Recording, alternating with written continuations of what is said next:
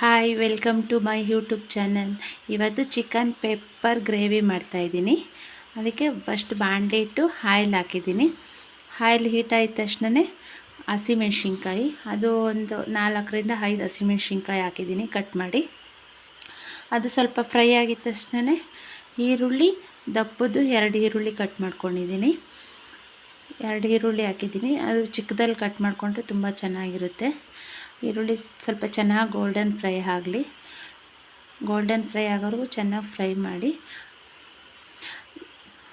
ಇದು ಸ್ವಲ್ಪ ಬೆಳ್ಳುಳ್ಳಿ ಎಕ್ಸ್ಟ್ರಾ, ಶುಂಠಿ ಬೆಳ್ಳುಳ್ಳಿ ಪೇಸ್ಟ್ ಬಿಟ್ಟು ಇದು ಎಕ್ಸ್ಟ್ರಾ ಬೆಳ್ಳುಳ್ಳಿ ಸ್ವಲ್ಪ ಜಜ್ಜಿಬಿಟ್ಟು ಹಾಕ್ತಾಯಿದ್ದೀವಿ. ಯಾಕಂದ್ರೆ ತುಂಬ ಫ್ಲೇವರ್ ಚೆನ್ನಾಗಿರುತ್ತೆ, ಇದು ತುಂಬ ಚೆನ್ನಾಗಿರುತ್ತೆ ಚಿಕನ್ನು.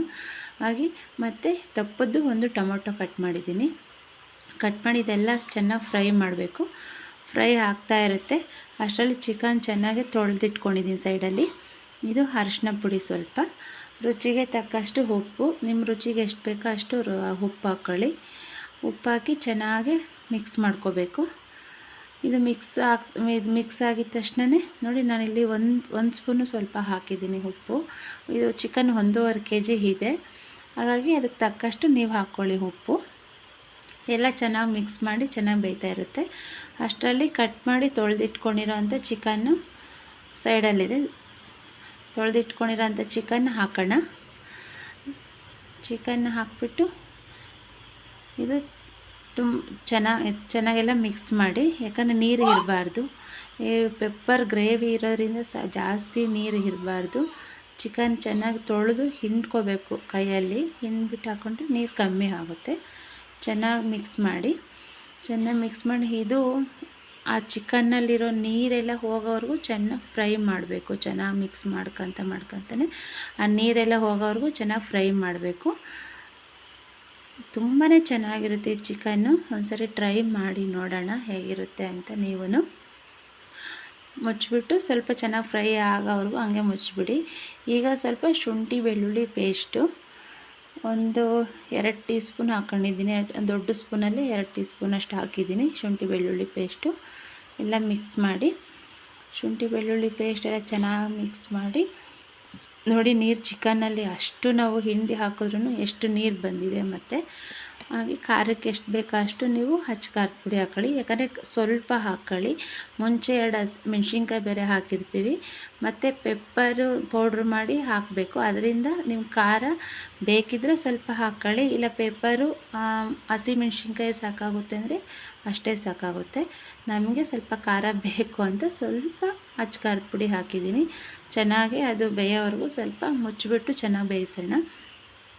ಈಗ ಸ್ವಲ್ಪ ಕಸ್ತೂರಿ ಮೇಥಿ ಹಾಕ್ತಾಯಿದ್ದೀನಿ. ಇದು ಫ್ಲೇವರ್ ಚೆನ್ನಾಗಿರುತ್ತೆ. ಕಸ್ತೂರಿ ಮೇಥಿ ಹಾಕಿ ಸ್ವಲ್ಪ ಗರಂ ಮಸಾಲ ಹಾಕ್ತಾಯಿದ್ದೀನಿ. ಎಲ್ಲ ಚೆನ್ನಾಗಿ ಮಿಕ್ಸ್ ಮಾಡಿ. ಇದು ನೋಡಿರಿ, ನೀರು ಚೆನ್ನಾಗಿ ಬಿಟ್ಕೊಂಡು ಆಗಲೇ ಮಸಾಲೆ ಎಲ್ಲ ಚೆನ್ನಾಗೇ ಕುದೀತಾ ಇದೆ. ಆಗಲೇ ತಳ ಬಿಡ್ತಾ ಇದೆ. ಆದರೂ ಇನ್ನೂ ಸ್ವಲ್ಪ ಬೇಯಬೇಕು. ಬೇಯೋವರೆಗೂ ಇದು ನೀರು ಬೇಕಂದರೆ ನೀವು ಸ್ವಲ್ಪ ಹಾಕ್ಕೋಬೋದು. ಇಲ್ಲಿ ನೋಡಿರಿ, ಪೆಪ್ಪರು ಇದು ಮಾಮೂಲಿ ಮನೇಲಿ ರೆಡಿದೆಲ್ಲ. ಮನೆಯಲ್ಲೇ ಕಾಳು ಮೆಣಸು, ಒಂದು ಸ್ವಲ್ಪ ಜೀರಿಗೆ. ನಾನು 1 ಟೀ ಸ್ಪೂನು ಮೆಣಸಾದರೆ ಒಂದು 1/4 ಟೀ ಸ್ಪೂನಷ್ಟು ಜೀರಿಗೆ, ಯಾಕಂದರೆ ಫ್ಲೇವರ್ ಚೆನ್ನಾಗಿರುತ್ತೆ ಅಂತ ಅಷ್ಟಾಕಿ ಮನೆಯಲ್ಲೇ ಗ್ರೈಂಡ್ ಮಾಡ್ಕೊಂಡಿರೋದು ಇದು. ಅದನ್ನು ಚೆನ್ನಾಗಿ ಮಿಕ್ಸ್ ಮಾಡೋಣ. ಈಗ ನೀರು ಬೇಕು ಅಂದರೆ ಸ್ವಲ್ಪ ಆ್ಯಡ್ ಮಾಡ್ಕೊಳ್ಳಿ, ಇಲ್ಲ ಡ್ರೈಯೂ ಮಾಡ್ಕೋಬೋದು. ಇದು ಡ್ರೈ ಇನ್ನೂ ಒಂದು ಸರಿ ಮಾಡ್ತೀನಿ. ಈಗ ಸ್ವಲ್ಪ ಗ್ರೇವಿನೇ ಇರಲಿ ಊಟಕ್ಕೆ ಅಂತ ಹೇಳಿಬಿಟ್ಟು ಗ್ರೇವಿ ಮಾಡ್ತಾಯಿದ್ದೀನಿ. ಈಗ ಒಂದು ಸ್ವಲ್ಪ ನೀರು, ಒಂದು ಟೀ ಗ್ಲಾಸಷ್ಟು ನೀರು ಹಾಕ್ಕೋಬೋದು. ನಾನಿಲ್ಲಿ ನೀರು ಸೇರಿಸಿದ್ದೀನಿ. ಸ್ವಲ್ಪ ಚೆನ್ನಾಗಿ ತಿಕ್ಕಾಗಿ ಬರುತ್ತೆ. ಆದ್ರೂ ನೀವು ಈಗ ಸ್ವಲ್ಪ ನಿಂಬೆಹಣ್ಣಿನ ರಸ ಹಾಕ್ತಾಯಿದ್ದೀನಿ.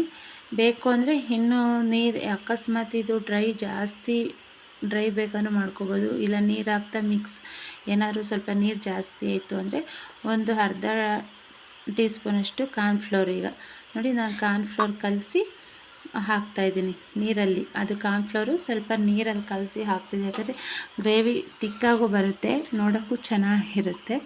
ಹಾಗಾಗಿ ಬೇಕಿದ್ದರೆ ಹಾಕ್ಕೋಬೋದು, ಇಲ್ಲ ಅಂದರೆ ಇಲ್ಲ. ನಾನು ಸ್ವಲ್ಪ ಒಂದು ಅರ್ಧ ಟೀ ಸ್ಪೂನಷ್ಟು ಕಲಸಿ ಹಾಕಿದ್ದೀನಿ. ತುಂಬ ಚೆನ್ನಾಗಿರುತ್ತೆ ಇದು ಗ್ರೇವಿ. ಇವತ್ತಂತೂ ತುಂಬ ಚೆನ್ನಾಗಿ ಬಂದಿತ್ತು. ಒಂದು ಸರಿ ಟ್ರೈ ಮಾಡಿ ನೋಡೋಣ.